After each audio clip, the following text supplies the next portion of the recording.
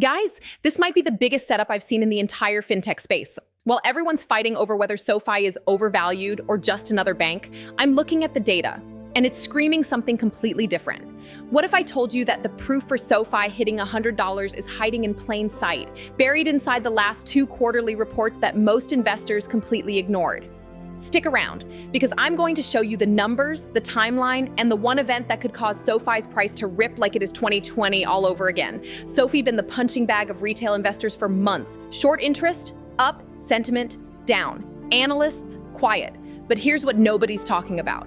Every time this stock dips below $26, institutional accumulation spikes. They're not panic selling. They're quietly loading up. That's the same accumulation pattern we saw in Tesla before its breakout and in NVIDIA before its 2023 run.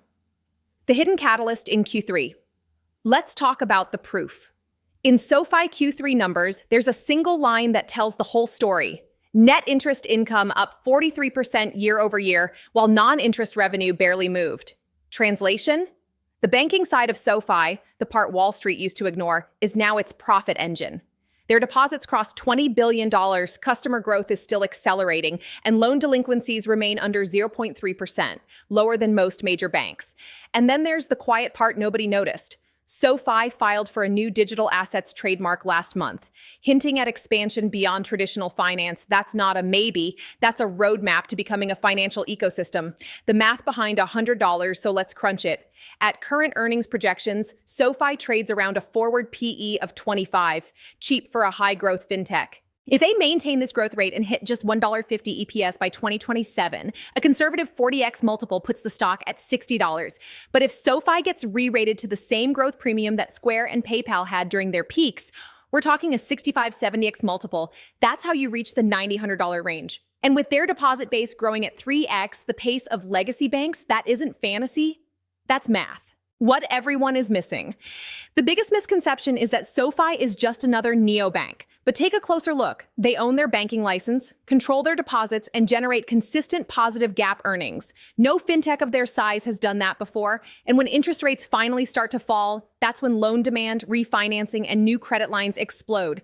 That's the moment when the entire market wakes up to what SoFi actually is, a digital-first bank with margins that crush traditional institutions. Now, here's where it gets interesting.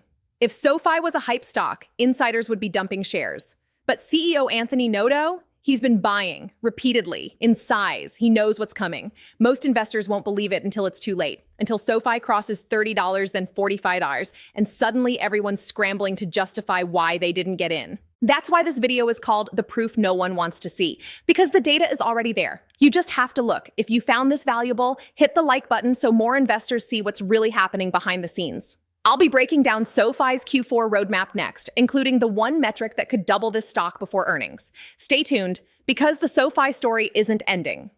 It's just beginning. By the way, just for your information, this video is for educational purposes only. Consult with your financial advisor before making any investment decisions. Ciao.